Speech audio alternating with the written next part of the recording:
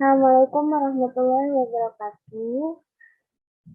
Saya di sini akan mempresentasikan tentang statistika dan probabilitas.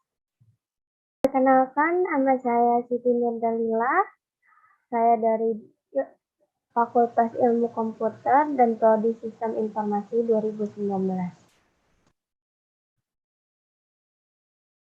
Pertama-tama, kita akan menjelaskan tentang pengertian statistika. Tahukah kamu pengertian statistika itu apa?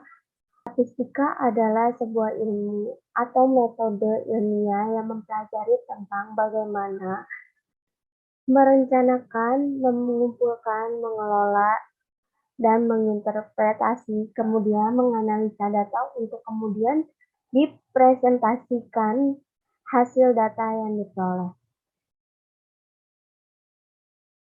Selanjutnya, saya akan menjelaskan tentang ruang lingkup statistika, manfaat statistika, dan fungsi statistika.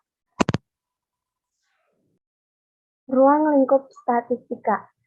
Statistika deskriptif atau statistik deduktif berhubungan dengan peringkasan seperangkat data dan penyampaiannya ke dalam bentuk yang dapat dipahami atau lebih menekankan pada tertib pengumpulan, pengolahan, penyajian, dan penganalisaan data. Kuantitatif secara deskriptif guna memberikan gambaran yang teratur mengenai suatu persoalan. Kedua, probabilitas. Suatu angka yang mengatur frekuensi relatif dari suatu kejadian dalam jangka panjang atau menunjukkan suatu tingkat kepercayaan. Manfaat statistika. Pertama, statistika untuk penyediaan data yang kredibel. Kedua, menganalisis data dengan tepat. Ketiga, menginterpretasi data dengan tepat. Keempat, menarik kesimpulan yang logis dan faktual. Memprediksi keadaan di masa mendatang. Kelima, membantu pengambilan keputusan. Fungsi statistika. Pertama, sebagai bank data. Ilmu statistika berfungsi sebagai bank data atau penyedia atau sumber data. Data tersebut dapat dibaca, dianalisis, maupun diolah untuk menjelaskan suatu keadaan. Misalnya, suatu penelitian ilmiah memerlukan data. Data tersebut akan diambil secara statistika dengan cara sampling. Kedua, alat kontrol kualitas atau quality control.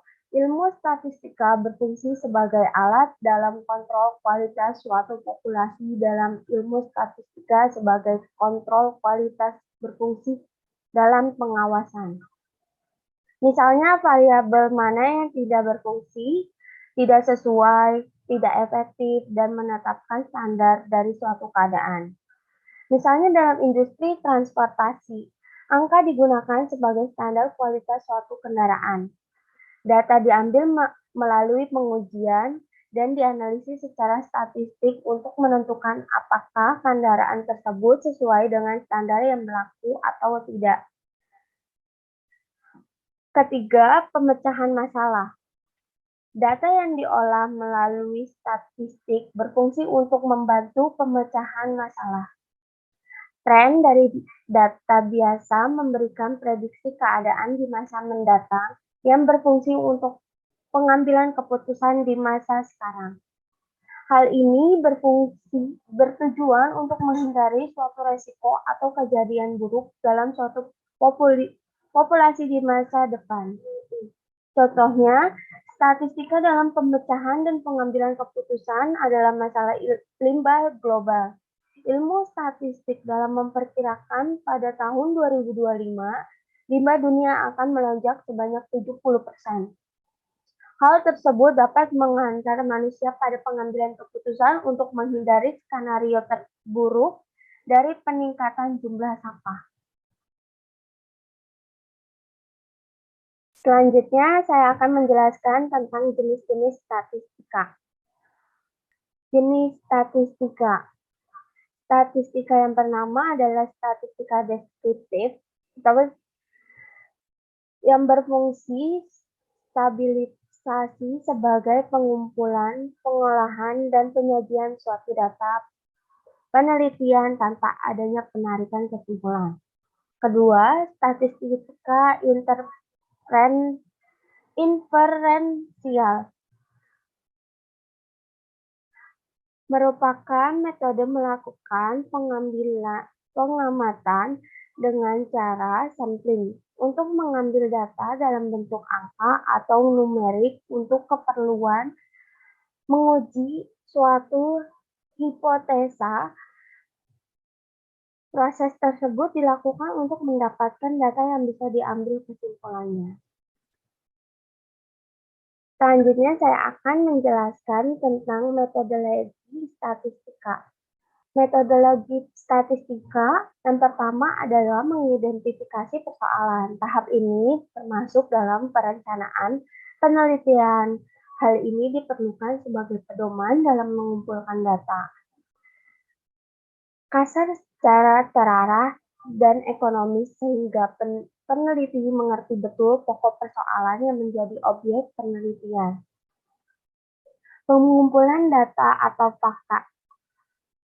Data harus dikumpulkan dengan tepat dan selengkap mungkin serta berhubungan dengan persoalan yang dihadapi. Pengumpulan data asli yang baru. Seringkali data yang diperlukan tidak tersedia pada sumber-sumber yang ada. Karena itu harus dikumpulkan sendiri, misalnya survei, kuesioner, dan lain-lain. Metodologi statistika yang keempat atau klasifikasi data. Mengidentifikasi data berdasarkan kemiripan atau sifat-sifatnya dan menyusun ke dalam kelompok-kelompok dinamakan klasifikasi. Tahap ini termasuk dalam tahap pengolahan data. Kelima, penyajian data. Ringkasan informasi disajikan dalam bentuk tabel, diagram, dan ukuran-ukuran deskriptif seperti rata-rata dan dispersi. Keenam, analisis data dan penarikan kesimpulan. Penganalisaan data merupakan proses pemilihan metode yang tepat yang sesuai dengan tujuan penelitian. Kemudian, analisis menafsirkan hasil pendugaan dan membuat kesimpulan atas hasil pengujiannya. Selanjutnya, saya akan menjelaskan peran statistika dalam informatika. Peran statistika dalam informatika. Dalam pembuatan perangkat lunak, langkah pertama yang harus dilakukan oleh seorang programmer sebelum membuat sebuah perangkat lunak adalah melakukan studi kelayakan. Pada langkah inilah statistika dibutuhkan.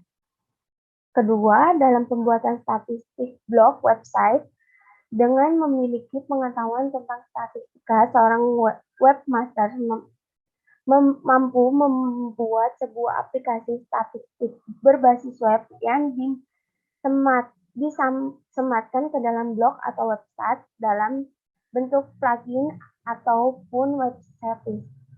Menentukan software statistika. Statistika saat ini menjadi lebih mudah dikarenakan kini tersedia berbagai macam software bantu untuk statistika, baik itu software berbayar seperti MATLAB, MoneyLab, SPSS, dan Microsoft Excel, atau software yang berbasis open source seperti GNU, SPSS, GNU Octave, dan Numeric. Hal itu membuat seorang programmer harus memiliki pengetahuan statistika untuk dapat menggunakan aplikasi-aplikasi tersebut dan juga membaca hasil-hasilnya.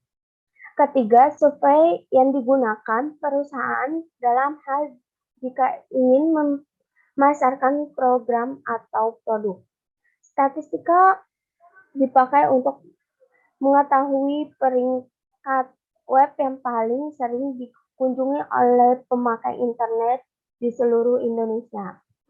Keempat, statistika digunakan oleh Departemen Pendidikan Nasional untuk mengetahui jumlah pelajar yang memiliki komputer. Kelima, peran statistik penting dalam pembangunan nasional dikarenakan faktor penentu keberhasilan kegiatan statistik terkait dengan kesediaan responden dalam memberikan data secara jujur. Survivor menjaga keberhasilan data responden dan tidak memanipulasi data serta adanya dukungan teknologi informasi yang berkembang pesat saat ini. Statistik juga dipakai oleh berbagai survei yang dibuktikan beberapa bank swasta ataupun nasional untuk mengetahui seberapa pentingkah penggunaan ATM sehingga bank biasanya menambah jumlah unitnya sehingga memudahkan masyarakat untuk menggunakan ATM tersebut. Selanjutnya, saya akan menjelaskan tentang contoh statistika. Contoh statistika dalam kehidupan sehari-hari. Pertama, pengolahan data kependudukan kawasan tertentu untuk menunjukkan transisi demografi. Kedua, pengolahan data kependudukan wilayah tertentu untuk menunjukkan piramida kependudukan dengan analisis cohort demografi.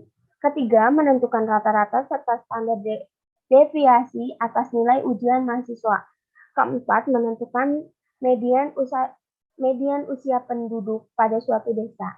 Kelima, prediksi penduduk di masa depan dengan memanfaatkan proyek penduduk aritmatik. Sekian penjelasan dari saya, kurang lebihnya mohon maaf. Wassalamualaikum warahmatullahi wabarakatuh.